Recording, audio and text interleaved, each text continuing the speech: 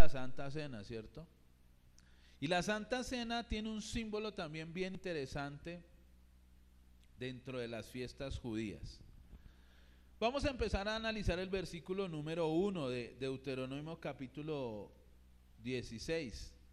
Vamos a leer el versículo 1 y el versículo 2 y dice la palabra: guardarás en el mes de Abib, estamos hablando del calendario hebreo, y harás Pascua a Jehová tu Dios, porque en el mes de Abib te sacó Jehová tu Dios de Egipto de noche. Sacrificará la Pascua de Jehová tu Dios de las ovejas y de las vacas en el lugar que Jehová escogiere para que habite allí su nombre. Amén. Estamos grabando.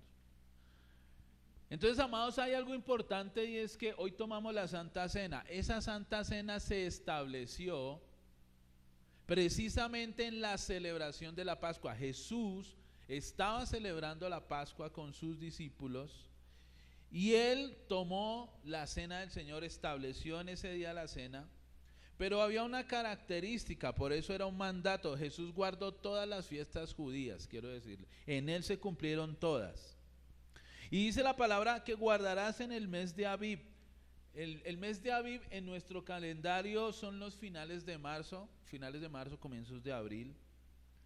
Y esta fiesta, amados, que el Señor le dijo aquí al pueblo judío, le dijo: harás Pascua a Jehová. La palabra Pascua en el hebreo significa pasar de, tenga presente eso, pasar de Pascua, pasar de. Dice: porque en el mes de Abib te sacó Jehová tu Dios de Egipto de noche. Entonces, ¿qué era lo que tenían que hacer? Y vamos a recordar un poco cómo fue esa salida de Egipto.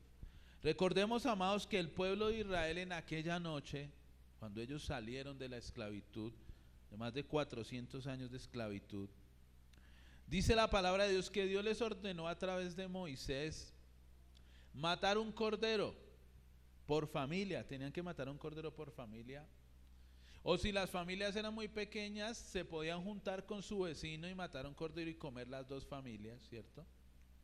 Ellos tenían que matar el cordero al atardecer, ¿cierto? Ese cordero lo tenían que matar, lo tenían que asar, tenía que ser asado y se lo tenían que comer. La sangre de ese cordero tenía que recogerse en una vasija y con una rama de hisopo tenían que pintar los dindeles de la puerta de cada casa con la rama de hisopo. ¿El dindel qué es? Los marcos. Ojo, la sangre no podía ser en el piso, no, tenía que ser en los postes y en la parte de arriba. ¿Por qué no en el piso? Porque esa sangre no se podía pisar, era una sangre santa, entre comillas. Amén. Digo, ustedes se tienen que comer el cordero, se van a tomar ese cordero y se lo van a comer con un bastón en la mano, con el bastón listo para salir. Lo van a comer con pan, pero ellos apresuradamente tenían que comer y no alcanzaron a echarle levadura al pan, entonces se lo tenían que comer sin levadura. Y tenían que acompañar ese cordero con hierbas amargas. Y cuando ellos salieron de Egipto, acordémonos, amados, que esa sangre que había sido pintada en el dindel fue la sangre que hizo que el ángel de la muerte no entrara y pasara de largo de las casas de los judíos. Entonces vino el ángel de la muerte y empezó a matar a todos los primogénitos en Egipto, de animales y de hombres, de todo. Imagínense la muerte tan terrible que hubo en ese tiempo. Pero en las casas de los hebreos, cuando el ángel pasaba y miraba la sangre en los dindeles, el ángel pasaba de largo. Pascua, pasar de, por eso dice la palabra Pascua. Y pasaron de largo, y en las casas de los judíos no hubo mortandad, sino hubo gozo, hubo alegría y hubo fiesta. Entonces el Señor le ordenó a Moisés y le dijo: todo israelita tiene que celebrar una vez al año la celebración de la Pascua. ¿Y cómo lo tienen que hacer? Lo tenían que hacer de la misma manera: comer un cordero asado al fuego entre la tarde del viernes, más o menos, o entre una tarde y la otra. Ustedes lo tenían que comer entero, no podían dejar nada para el otro día. Lo tenían que comer con pan sin levadura y con hierbas amargas. Este pan que hoy preparamos, amados, no tiene levadura. Es un pan solamente con harina de trigo. Y ya vamos a hablar por qué Dios los mandó a hacer eso. Entonces, amados, ellos tenían que comer. Esa fiesta actualmente dura 24 horas. Dura 24 horas. Donde ellos comen en familia, se reúnen, matan el cordero, todavía hacen el mismo ritual, comen ese cordero pascual, ¿cierto? Y esa sangre representaba, o todo eso tenía un símbolo. Habían 3 símbolos principales en la fiesta de la Pascua. El primero era la sangre, tenga presente. La sangre que se derramaba o que se derramó por ese cordero, esa sangre era la que le entraba más adelante el sumo sacerdote a pedir perdón por los pecados.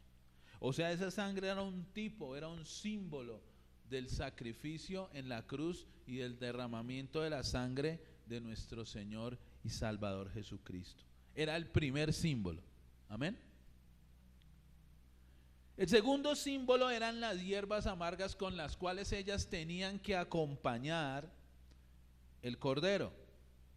Las hierbas amargas, ¿qué simbolizan? Simbolizan la aflicción vivida en Egipto. Acordémonos que en Egipto ellos fueron esclavos más de 400 años. Ellos fueron torturados, ellos fueron obligados a trabajar, ellos fueron obligados a levantar todas esas grandes pirámides y ciudades que vemos que todavía se mantienen sus ruinas. Estos hombres y mujeres israelitas fueron humillados, fueron llevados a la esclavitud, fueron tratados como esclavos, fueron llevados con duras tareas en Egipto. Faraón los oprimió por 400 años. Entonces todas esas situaciones, toda esa amargura de alma, todas esas aflicciones están representadas en las hierbas amargas. Esas hierbas amargas que representan hoy, representan la aflicción del mundo y del pecado. Cuando una persona está sin Cristo, amados, vive una vida amarga, vive una vida desdichada, vive una vida alejada de Dios, vive una vida bajo el pecado, esclava y oprimida por el pecado. Recordemos lo que dice la Escritura: la paga del pecado es muerte, y el pecado esclaviza a la persona. Y el tercer símbolo era el pan sin levadura. Como ellos no alcanzaron a echar levadura en sus masas, ¿para qué es la levadura? ¿Alguien sabe qué es la levadura? ¿Sí? ¿Qué? Entonces el pan, muy bien, gracias hermano, pero sirve para que crezca el pan o crezca el elemento al que uno, la masa, ¿sí? Pero quiero decirle que la levadura es una bacteria, realmente, eso es una bacteria. Y esa bacteria se la aplican a la masa. Y esa bacteria contamina la masa, por decirlo así. Cuando esa bacteria se manda al horno, hace que se crezca, ¿sí?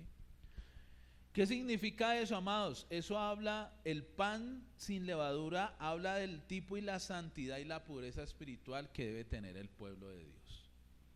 La leuda, o sea, el leudo o la levadura representa el pecado del hombre. Por eso el Señor Jesucristo les dijo: cuídense de la levadura de los fariseos, cuídense del pecado de los fariseos. ¿Cuál era la levadura? ¿Cuál era el pecado de los fariseos? El orgullo. Se inflaban, se crecían, así como el pan se infla, ellos se crecían, se inflaban, se enorgullecían. Por eso, amados, hay que tener mucho cuidado con el orgullo. Y Dios en nuestra vida, quiero decirle, amados, que permite muchas situaciones donde usted es humillado. Pero Dios permite esas situaciones en la vida del creyente para que el creyente aprenda a mantenerse manso y humilde de corazón. A veces usted dirá: pero ¿por qué Dios permite eso? Porque Dios de pronto está viendo nuestro corazón y está viendo que nuestro corazón se está lleno de leudo, ¿no? Se está inflando, y el Señor dice: no, te quiero mantener liviano. Entonces ellos tenían que comer esas hierbas con ese cordero. Obviamente el cordero era el centro principal de la Pascua. ¿Y qué representaba el cordero? A Cristo mismo. Acordémonos lo que dijo Juan allí cuando vio a Jesús: he allí el cordero de Dios que quita el pecado del mundo. Juan entendió la revelación del verdadero cordero. El cordero, la sangre del cordero, esa sangre era la que era llevada al templo para expiar los pecados del pueblo. Ahora tenemos un sumo sacerdote, lo dice el libro de Hebreos, ¿cierto? Capítulo 4, 5 y 6. Tenemos un sumo sacerdote, no como un sacerdote humano como el pueblo tenía, que entraba con la sangre al lugar santísimo, sino ahora tenemos a Jesús, nuestro sumo sacerdote, que con su propia sangre entró en el tabernáculo de los cielos con su sangre misma presentada como expiación por la humanidad, por el pecado. Qué lindo es el Señor, amén. Entonces la primera fiesta era la fiesta de la Pascua, pero si usted analiza toda la fiesta de la Pascua, ¿a dónde miraba? Hacia Jesús. Toda esa fiesta, todo lo que el Señor les ordenó, era para que ellos entendieran cuando viniera el Mesías cómo tenía que ser la obra del Mesías. Amados, Cristo tuvo que hacerse hombre. No había otro camino. Por un hombre entró el pecado y por otro hombre tenía que entrar la redención. Por eso Dios, siendo Dios, se hizo hombre. Cristo, siendo Dios, se encarnó y se volvió un ser humano, para que por él entrara la salvación a toda la raza humana. Por eso, amados, el pecado es algo degradante. Lo vimos ayer en el discipulado, ¿cierto? Toca jalarle las orejas a los discípulos que hoy no vinieron. Pero ayer vimos, amados, que el pecado es degradante. Cuando una persona empieza a pecar y a pecar, esa persona se empieza a degradar. Y el pecado esclaviza cada día más a la persona. Entonces, si una persona, por ejemplo, tiene el pecado del orgullo, ¿qué dice la palabra del orgullo? ¿Alguien sabe qué dice la palabra del orgullo? ¿No? En el libro de Proverbios dice lo siguiente: antes de la caída viene el orgullo y la altivez de espíritu. Cuando una persona se empieza a enorgullecer, se empieza por X o Y, tiene que tener cuidado, porque antes de una caída viene el orgullo. Eso le pasó a Luzbel. Por eso dice la palabra: tú eras el sello de la perfección, lleno de sabiduría y acabado de hermosura, hasta el día en que caíste, oh lucero, hijo de la mañana, y pecaste.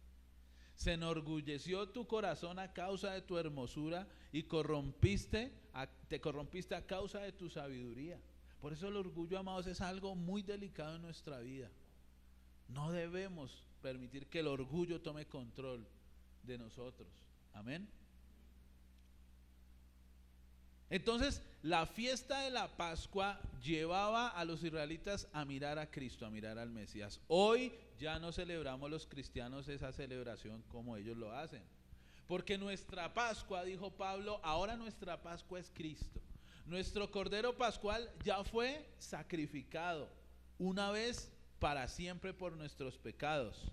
El cordero ya fue inmolado, la sangre ya fue derramada. Por eso cada año ya no tenemos que hacer eso. Los judíos lo hacían cada año y lo siguen haciendo, pero nosotros ya no lo hacemos, porque Él lo hizo una vez y para siempre, no entrando en el templo hecho de manos de hombre, sino entrando en el templo directamente en la presencia del Señor. Amén. Vamos a leer el versículo 3 y el versículo 4. Miren lo que dice. Entonces, primera fiesta, ¿cuál es? La fiesta de la Pascua, simbolizaba a Cristo. Segundo, la fiesta de los panes sin levadura. Dos fiestas. Versículo 3 y 4 dice: no comerás en ella pan con levadura, 7 días comerás con ella pan sin levadura, pan de aflicción, porque aprisa saliste de la tierra de Egipto, para que todos los días de tu vida te acuerdes del día en que saliste de la tierra de Egipto. Y no se verá levadura contigo en todo tu territorio por 7 días, y de la carne que matares en la tarde del primer día no quedará hasta la mañana. No podrás sacrificar la Pascua en cualquiera de las ciudades que Jehová tu Dios te da, verso 6, sino en el lugar que Jehová tu Dios escogiere para que habite allí su nombre. Sacrificarás la Pascua por la tarde, en la puesta del sol, a la hora que saliste de Egipto. Y la asarás y comerás en el lugar que Jehová tu Dios hubiere escogido, y por la mañana regresarás y volverás a tu habitación. 6 días comerás pan sin levadura, y el 7º día será fiesta solemne a Jehová tu Dios. No trabajarás. Estuve yo analizando, amados, este texto bíblico, Entonces, después de que se celebraba por 24 horas la fiesta de la Pascua, entraba de una vez a celebrarse la fiesta de los panes sin levadura. Son fiestas que van de la mano, pegadas.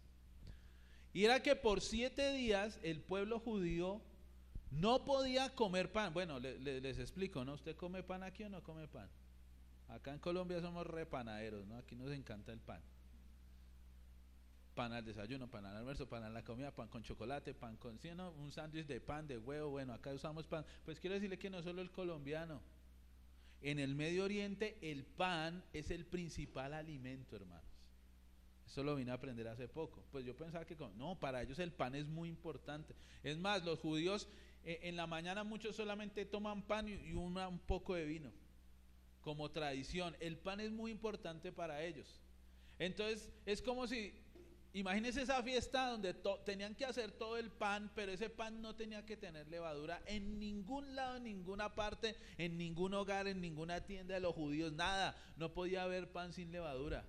Y eso les recordaba a ellos que ellos tenían que vivir puros, santos delante de Dios.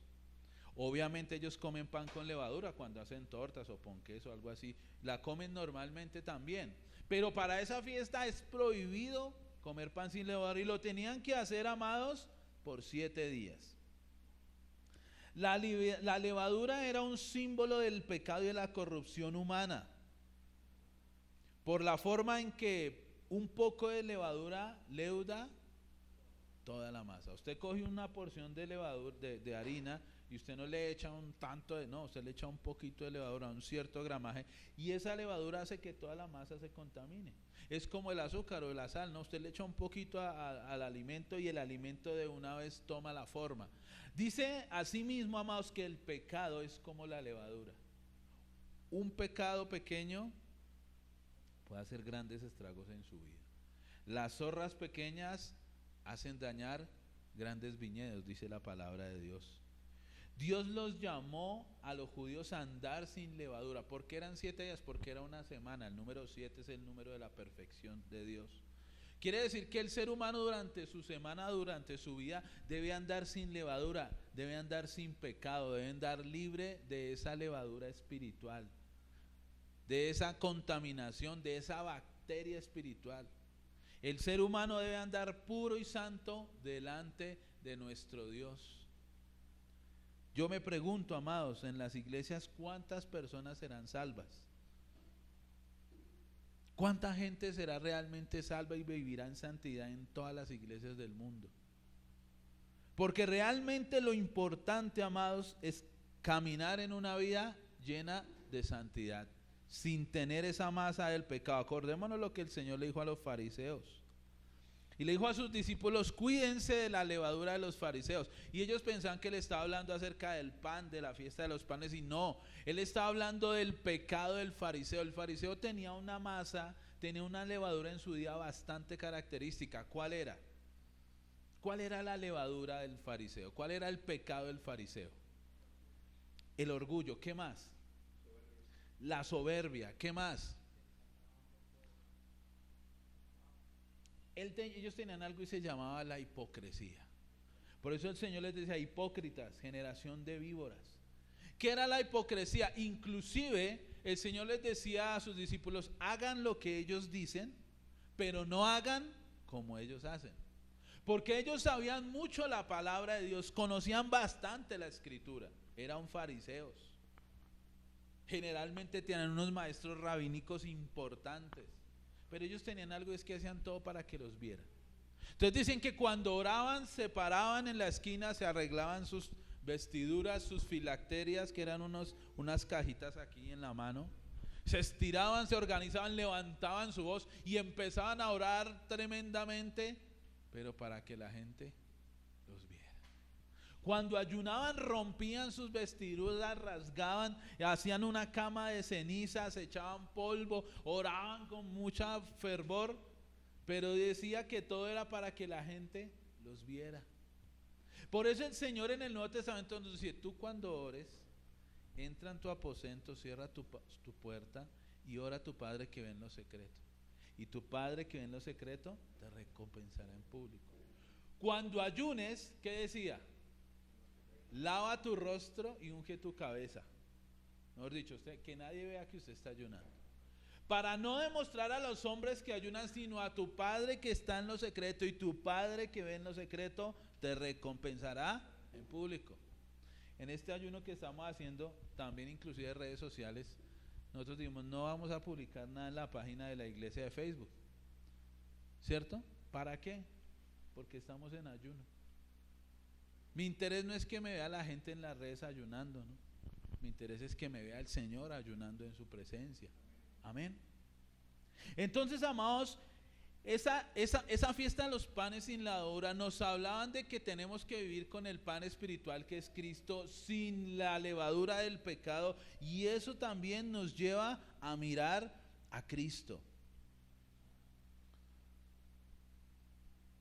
Es importante, amados, que tengamos en cuenta que Cristo, el cuerpo de Cristo, fue partido como el pan. Hoy yo estaba partiendo el pan en la Santa Cena. Y ahí es donde uno medita, ¿no? Hermanos, es triste, hay iglesias que, yo no sé, Dios mío, pero una falta de temor terrible. Yo he visto iglesias donde comen pan con levadura en la Santa Cena. Yo digo, bueno, pues, todo depende de la intención del corazón, pero no debería ser así, porque es un símbolo. Otras comen galletas, o bueno, hay unos desórdenes terribles como hubo en la iglesia de Corintios con el tema de la cena del Señor. Una falta de reverencia terrible, y yo hoy estaba partiendo el pan y uno medita ahí cuando prepara la cena del Señor y Señor, gracias, porque así como yo parto este pan, tu cuerpo fue partido en el madero.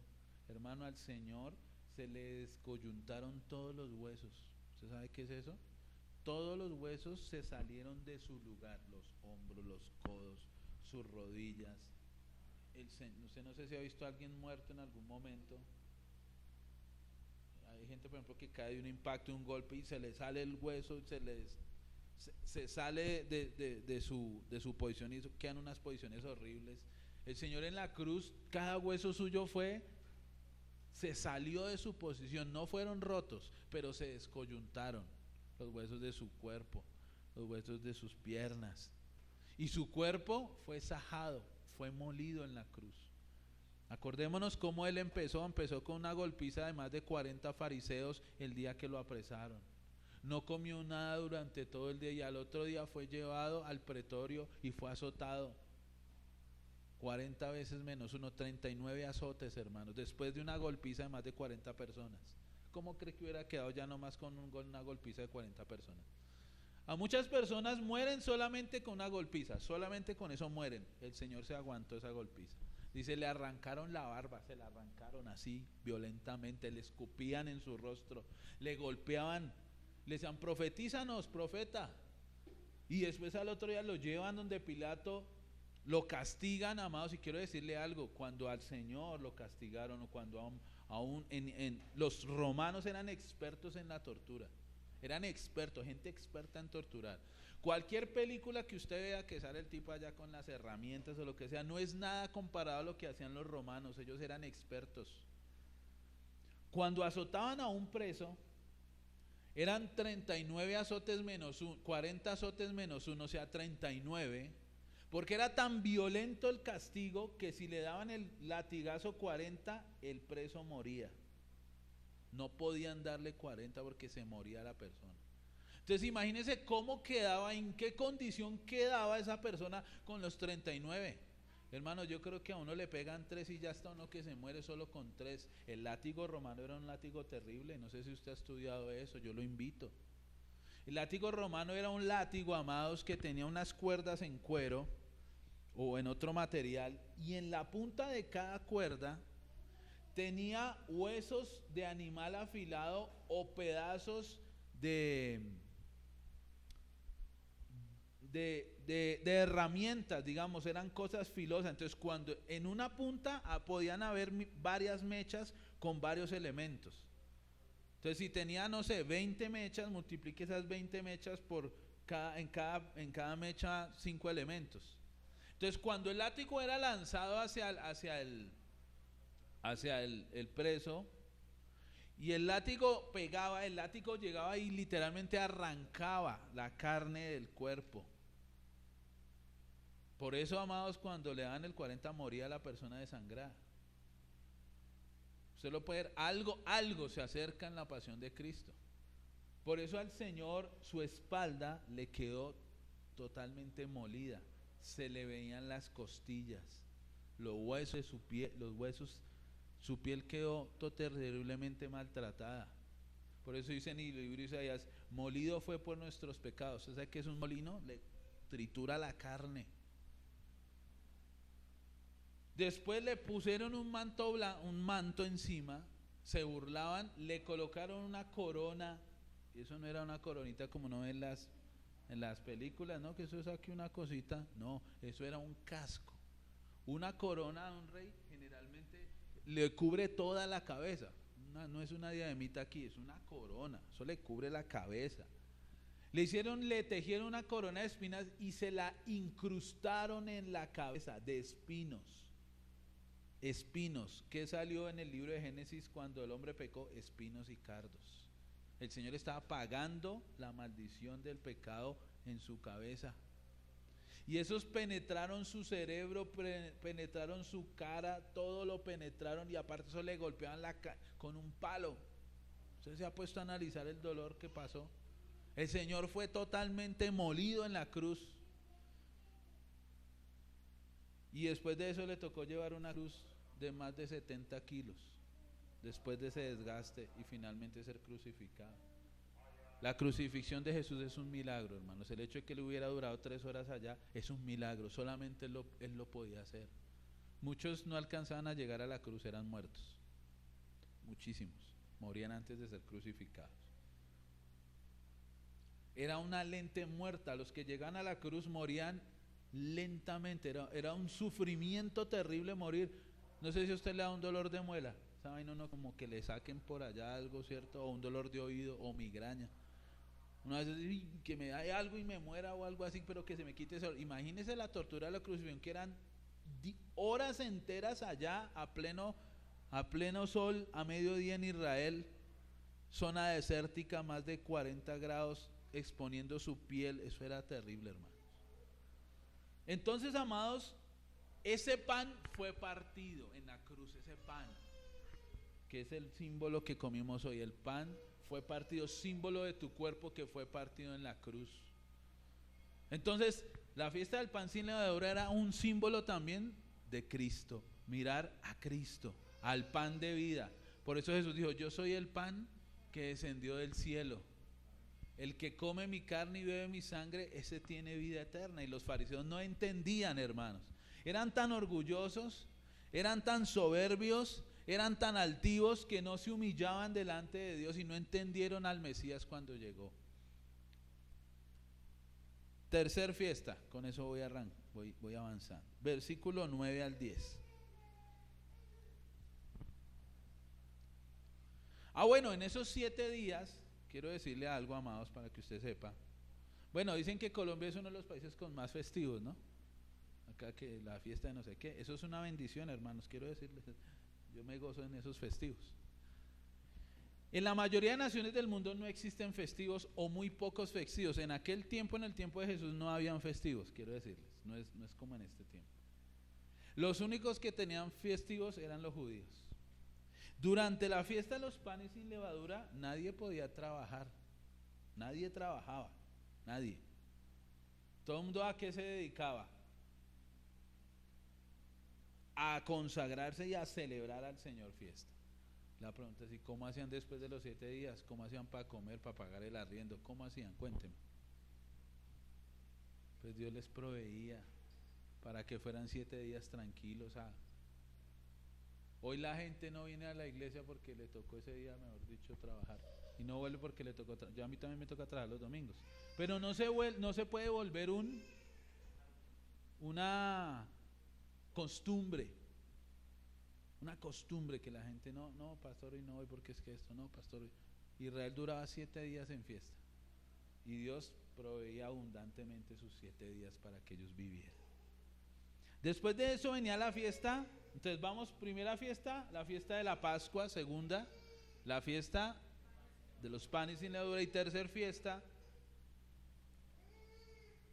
La fiesta de las semanas, tenga presente eso, la fiesta de las semanas. Está en el versículo 9. 7 semanas contarás desde que comenzare a meterse la hoz en las mieses, comenzarás a contar 7 semanas. Y harás la fiesta de las semanas, y harás la fiesta solemne de las semanas a Jehová tu Dios. De la abundancia voluntaria de tu mano será lo que dieres, según Jehová tu Dios te hubiere bendecido. Y te alegrarás delante de Jehová tu Dios, tú, tu hijo, tu hija, tu siervo, tu sierva, el levita que habita en tus ciudades y el extranjero, el huérfano y la viuda que estuvieren en medio de ti. Y vuelve y repite: en el lugar que Jehová tu Dios hubiera escogido para poner allí su nombre. Acuérdate que fuiste siervo en Egipto, por tanto guardarás y cumplirás tus estatutos. Entonces la fiesta de las semanas se empezaba a contar, esa fiesta, amados, de las semanas, era más o menos a comienzos de mayo en nuestro calendario, comienzos de mayo. Era más o menos 50 días después de la Pascua, más o menos en números. Y esta fiesta se celebraba, amados, porque se contaban 7 semanas desde que se metía la hoz en la siega, digamos en los cultivos de Israel, donde se empezaba a segar los cultivos. De ahí se contaban 7 semanas. Y en esa fiesta, amados, cuando se empezaba a realizar la fiesta, esta fiesta tenía un símbolo bien especial, era tener gozo y alegría por la salvación y por la bendición que Dios le dio al pueblo de Israel. Tenga presente, gozo y alegría en esa fiesta.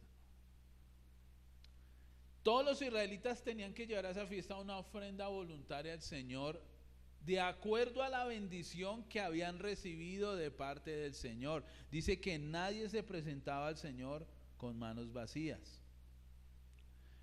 No había ningún ritual, digamos, ordenado, digamos, por decirlo así, organizado, pero sí se celebraban en aquel entonces, en esa fiesta, varias cosas importantes.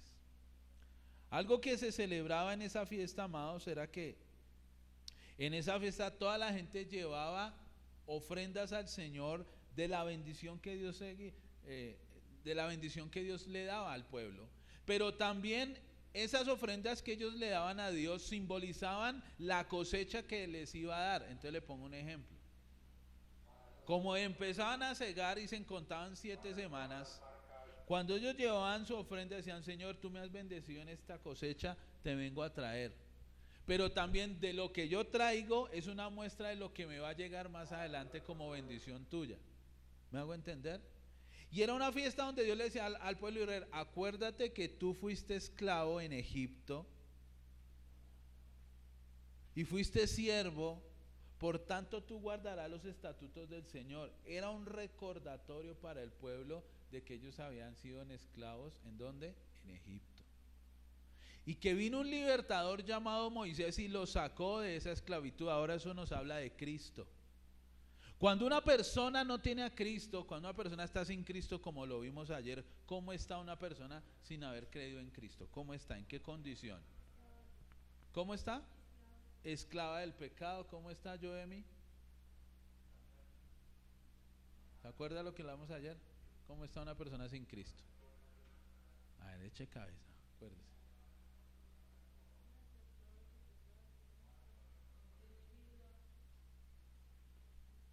Muy bien, no tiene vida espiritual.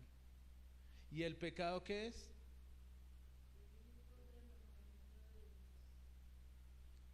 Toda persona que está sin Cristo, así tenga millones en la cuenta, hermanos, así tenga carro, así tenga casa, así tenga el mejor trabajo, si está sin Cristo, está esclava de su pecado. Está muerta, está perdidamente separada de Dios por la eternidad. Por eso necesita un Salvador, y eso era un recordatorio de que el Señor nos saca de esclavitud para hacer ¿qué? Libres. ¿Y para hacer qué? ¿Usted libre qué puede hacer? ¿Qué puede hacer usted con libertad? Cuénteme. Gozar, disfrutar. prosperar, emprender, crear, hacer muchas cosas. Ya no eran esclavos, ahora ellos eran señores de su propia vida, de su propia economía. ¿Cómo lo sacó el Señor de Egipto a los israelitas? 400 años de esclavitud. Eran esclavos, con cadenas, con grillos, azotados. Y Dios los sacó en una noche. ¿Y cómo lo sacó? ¿Cómo lo sacó, hermanos? Toca leer el libro de Éxodo. ¿Cómo lo sacó? Duro. Lo sacó ricos. ¿Cuánto? ¿Cómo lo sacó? Ricos. ¿Sí sabían eso? Cuando usted lee el libro de Éxodo, dice que el Señor le dijo: díganle a los egipcios que les den cosas. Y los egipcios, hermanos, sacaron, Dios puso un temor en esa gente terrible y les dieron lo mejor. Todo el oro de Egipto se los llevó Israel, quiero decirle. El oro de Egipto se los llevó, Egipto quedó arruinado. O sea, Dios no los sacó para que ellos siguieran siendo esclavos. Exactamente, tenía tanto oro que tiene el becerro de oro más adelante. Exacto, hermano. Hay rabinos que dicen que cada uno lleva 1 kilo de oro, cada persona. ¿Se puede acercar? No sé, es algo que los rabinos pueden decir. Pero ellos no salieron pobres, no salieron, ay pobrecitos, salieron de Egipto, ay el Señor los sacó. No, ellos salieron para ser señores, para ser dueños de la tierra, para ser gente importante, gente de reino, un pueblo santo, un pueblo diferente, un pueblo apartado para Dios. Por eso dice la Escritura que nosotros somos reyes y sacerdotes. Nosotros estamos llamados a ser diferentes a la gente, hermanos. Estamos llamados a hacer cosas grandes, cosas poderosas para la gloria de Dios. Jehová te pondrá por cabeza y no te pondrá por cola. Tú estarás siempre encima, no estarás debajo. Tú prestarás a muchas naciones y no pedirás prestado. Esto hablaba, la fiesta de Pentecostés hablaba de la libertad, del gozo y de la alegría de tener la libertad de haber salido de Egipto. Pero acordémonos qué pasó en la fiesta de las semanas, también llamada la fiesta del Pentecostés. ¿Qué pasó en Hechos capítulo 2 en el Pentecostés? ¿Se acuerdan?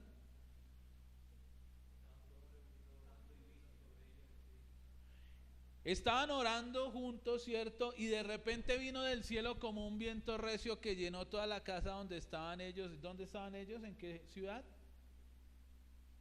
Cuando llegó el Espíritu Santo, ¿en qué ciudad estaban? En la ciudad de Jerusalén. Jerusalén era la capital espiritual y religiosa. No sé si usted se da cuenta en este pasaje que en varias partes el Señor dice lo mismo. En el lugar que Dios hubiera escogido para poner allí su nombre. Miren, para estas 4 fiestas ellos no podían celebrarlas donde ellos querían. Ellos tenían que dirigirse hasta la ciudad de Jerusalén. Todos los judíos de toda la parte de Israel, todos tenían que converger en Jerusalén. Jerusalén era el centro. Jerusalén era la ciudad religiosa. Jerusalén era el lugar donde ellos tenían que ir a llevar su ofrenda, a llevar sus vidas. Todos los judíos tenían que ir 3 veces en el año mínimo hasta Jerusalén, hacer un peregrinaje y llegar a Jerusalén. ¿Cómo lo podemos aplicar hoy en día, amados? ¿Cómo cree que usted se puede aplicar esto hoy en día? Pues que el Señor ha colocado iglesias para que su pueblo se congregue en esas iglesias, en el lugar que el Señor escogiere. Lastimosamente hoy muchos creyentes son nómadas espirituales, van de aquí para allá, de allá para acá. Hoy visitan una, mañana visitan otra, pasado mañana otra, el día de mañana otra. El pastor no me saludó, me voy. El hermano no me saludó, me voy. La hermana me miró mal, me voy. Y no valoran el lugar que Dios ha escogido para poner allí su nombre, dice. Entonces hoy en día la iglesia, Dios coloca iglesias locales. ¿Para qué? Para que la gente se congregue, la gente lleve al templo su vida en adoración, en oración, en sacrificio, lleve sus ofrendas y adore al Señor en aquel lugar.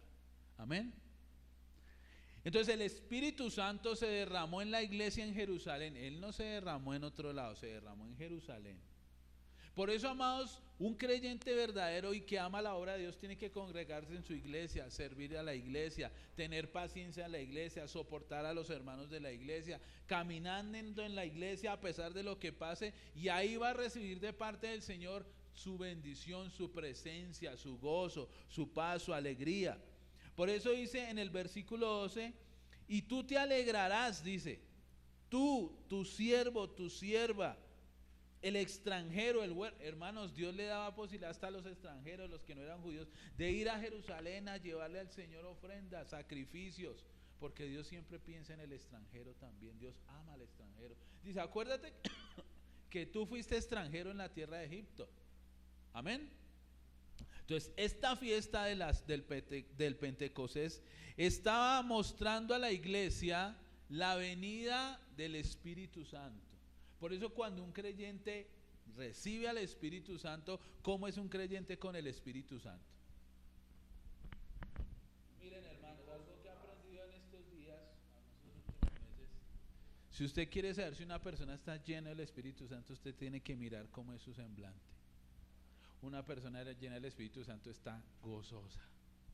Una persona llena del Espíritu Santo está alegre en medio de la situación que esté. Una persona llena del Espíritu Santo está con el gozo del Señor, está alegre porque ahora ya no es esclava, ahora es libre. Ya no está en pecado, ahora es libre en Cristo.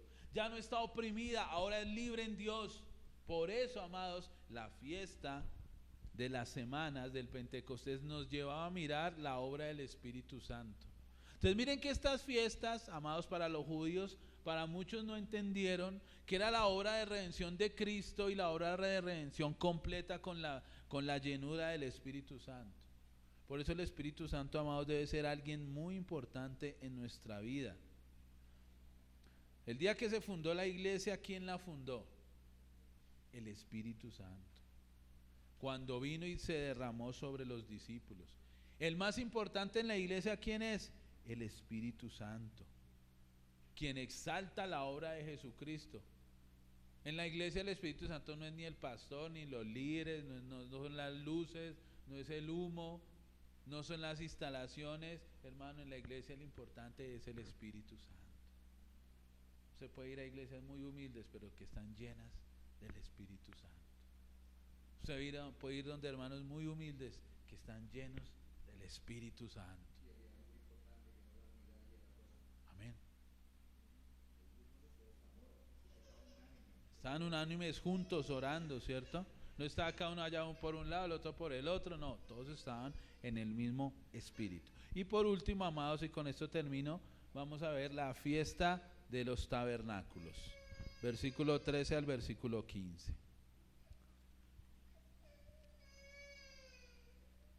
Dice la palabra del Señor: cuando alguno tomare mujer, estoy leyendo otro. Verso 16, 15, 13 al 15, miren lo que dice: la fiesta solemne de los tabernáculos harás por 7 días. Cuando hayas hecho la cosecha de tu era y de tu lagar, y te alegrarás en tus fiestas solemnes, tú, tu hijo, tu siervo, tu sierva, el levita, el extranjero, el huérfano y la viuda que viven en tus poblaciones. O sea, la fiesta era para todo el mundo, para todos. 7 días celebrarás fiesta solemne a Jehová tu Dios en el lugar que Jehová escogiere, porque te habrá bendecido Jehová tu Dios en todos tus frutos y en toda la obra de tus manos, y estarás verdaderamente alegre. Entonces las fiestas eran para que el pueblo se alegrara, para que el pueblo se gozara.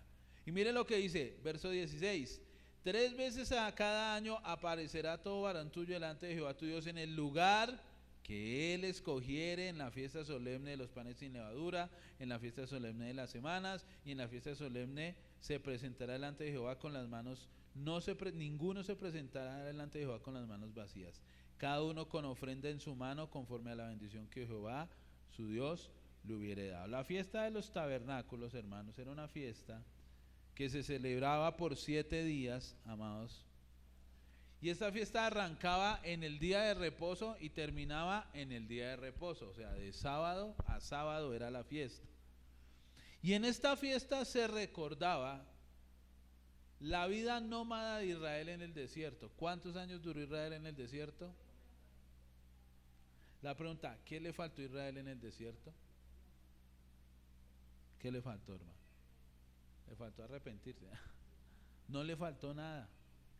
Dice: tu pie no se hinchó, la ropa nunca le faltó, la comida nunca le faltó, el agua nunca le faltó. Dice, de noche había una columna de fuego que los calentaba y de día una columna de fuego que los cubría del sol. El Señor protegió, guardó, pastoreó a Israel por 40 años, hermanos. Y ellos vivieron en tiendas, en tabernáculos. Entonces en la fiesta en Israel, usted lo puede ver en internet, se pone fiesta de los tabernáculos en Israel. En la fiesta de los tabernáculos en Israel, en Jerusalén principalmente, hay tiendas en las casas, en las azoteas, arman tiendas, en las plazas arman tiendas y la gente vive ahí por 7 días.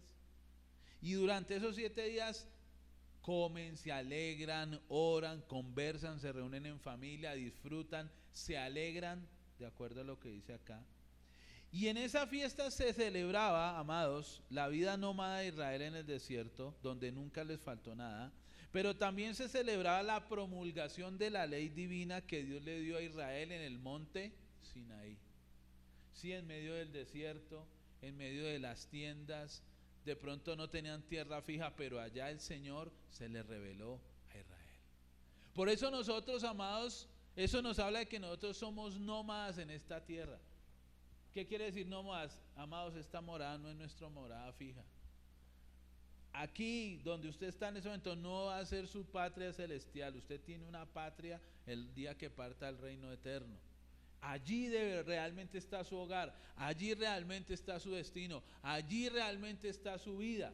Esto es temporal, máximo 80 añitos y chao, se acabó esto. Entonces debemos entender que nuestra vida en estas tiendas debemos vivirlas aferrados y apegados a la mano del Señor. Yo he conocido creyentes que viven frustrados porque no tienen una casa propia, porque no tienen esto propio, no importa, hermano. Si el Señor le da a usted para pagar un buen arriendo, dele gloria al Señor. Día mañana si le da a comprar una casa, dele gloria al Señor. Acuérdese, estamos de paso. Estamos por un momento. Estamos solamente de pasada como Israel anduvo por el desierto, pero más allá el Señor nos llevará a nuestra Canaán, a nuestra tierra prometida, que es el reino de los cielos. En aquel tiempo, en esa fiesta, amados, se mataban 70 becerros, 70 becerros, hermano. O sea, la abundancia de comida y alegría era impresionante. Cada día se ofrecían 2 carneros, 2 corderos y un macho cabrío diariamente. Hoy primer día, mañana. Eso era una celebración, una comilona terrible. Y la gente se gozaba, se alegraba con su familia, con sus siervos, con sus siervas, con los extranjeros. Era un tiempo de gozo y de alegría. Por eso la iglesia, amados, tiene que vivir un tiempo de gozo y de alegría, entendiendo que Dios sustenta a su pueblo y que su pueblo está en un tabernáculo temporal en esta tierra. Por eso lo más importante en esta tierra es vivir, amados, en la presencia del Señor, caminar en la presencia del Señor, guardar su palabra, guardar sus mandamientos y gozarse en la presencia del Señor. El libro de Eclesiastés dice: este es el discurso del todo el hombre, guarda a Dios y teme sus mandamientos, no más. Gózate, come y disfruta y alégrate con la mujer de tu juventud. Eso es el todo del hombre, hermanos. Entonces a veces nos preocupamos por adquirir, por comprar, por hacer, por alcanzar, cuando finalmente estamos en una tienda temporal. Y lo que Dios desea es que usted disfrute con su esposo, con su familia, la bendición de Dios y el saber que somos libres en Cristo y que ya no somos esclavos de nadie. Somos libres para hacer y para desarrollar lo que Dios nos llame a desarrollar. Amén. Colóquese en pie y vamos a orar al Señor.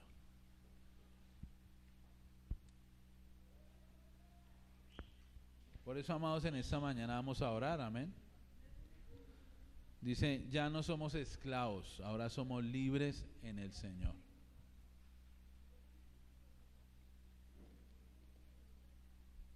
Ahorita los esposos por eso tienen que ir a invitar un buen churrasco a la esposa, ¿cierto? Y la esposa invita en 8 días, hermanos, porque es que, sí, claro, ellas creen que no. Ella también invita, ella también es libre, ¿cierto? Ella también es libre en Cristo. También tiene finanzas, Dios les da su, ¿sí o no? Entonces no les da amén, amén, pero cuando les toca a ellas ahí sí no están amén. Reprendo, anulo, empiezan, cancelo. Vamos a orar al Señor, amados, y vamos a darle gracias, porque hoy usted es libre en el Señor, amén. Hoy usted es libre en Cristo. Hoy el Señor te ha dado libertad. Hoy puedes vivir gozoso, puedes descansar hoy, puedes ir a pasear, puedes disfrutar de la bendición del Señor, porque Dios está agradado contigo, Dios te ama. Cristo entregó todo por ti. No tienes que tener temor, no tienes que tener tristeza, no tienes que afligirte por cosas tan vanas y tan livianas, cuando tenemos lo más importante, es a Cristo en nuestro corazón. Vamos a orar. Padre, te damos gracias. Gracias, Señor, en esta mañana. Gracias, Señor, por tu presencia. Señor, te damos gracias porque las fiestas judías nos llevan a mirarte a ti, Señor. Cada cosa, cada símbolo, cada representación que tú les mandaste guardar a ellos, todo eso miraba hacia Jesús. Todo eso miraba al plan de salvación. Todo eso miraba al plan de redención de la humanidad. Gracias, Señor, porque nos has hecho libres con tu sangre preciosa. Señor, hoy somos libres, Padre. Ya no somos esclavos del temor, ya no somos esclavos de la maldad, ya no somos esclavos del pecado. Tú nos has hecho libres, Señor. Y en esta mañana queremos alabarte, y en esta mañana queremos glorificarte, y en esta mañana queremos exaltarte, en esta mañana queremos honrarte y bendecirte, Señor, por tu misericordia, por tu amor y por tu bondad.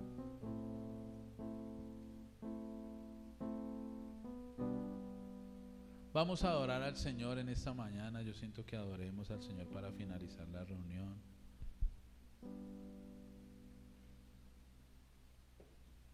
Cierre sus ojitos y levante sus manos. Vamos a adorar al Señor. Gracias por el Señor tenernos en este lugar. Es un privilegio poder venir a adorar a su casa.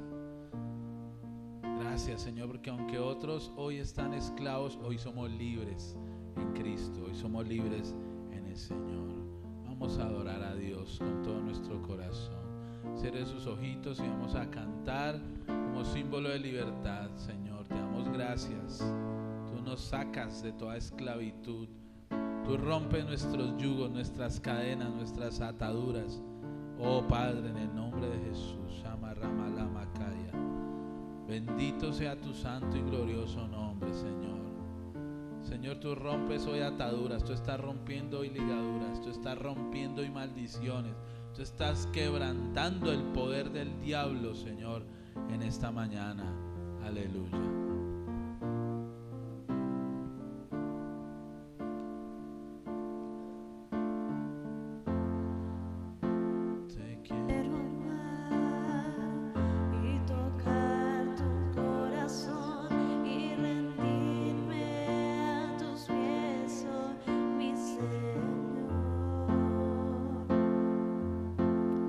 Quiero estar cerca de ti y adorarte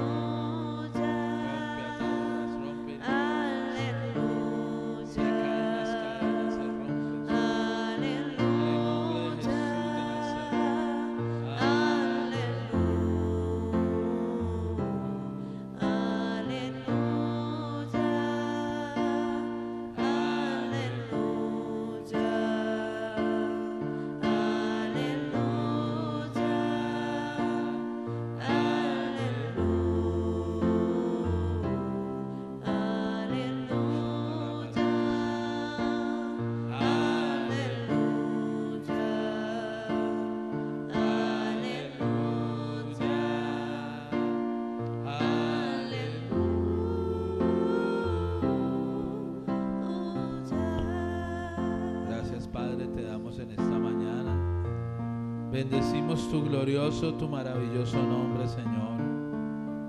Ya no somos esclavos del pecado, Señor. Ya no somos esclavos de la maldad, de Satanás. Señor, somos libres en ti, Señor. Hoy tenemos libertad.